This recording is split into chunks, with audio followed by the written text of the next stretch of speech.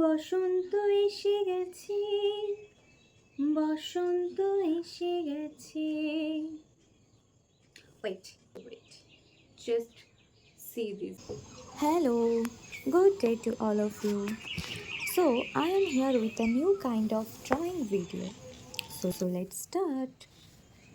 অনেক সময় আমরা ভাবি জীবনে বড় কিছু করতে গেলে বড় সুযোগ দরকার, বড় মঞ্চ দরকার বা সঠিক সময়ের অপেক্ষা করা দরকার। কিন্তু সত্যিটা হলো জীবন আসলে ছোট ছোট মুহূর্ত দিয়েই তৈরি হয়।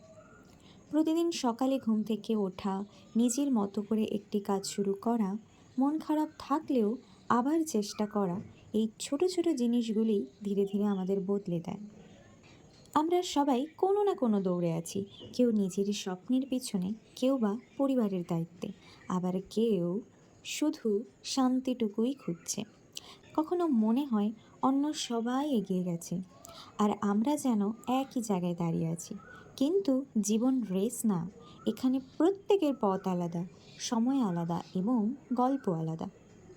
যে মানুষটি আজ ধীরে হাঁটছে, হয়তো সে নিজের ভেতরটা গড়ে নিচ্ছে, আর যে আজ চুপ করে কাজ করছে, হয়তো কাল তার গল্পই অন্যদের অনুপ্রেরণা হবে।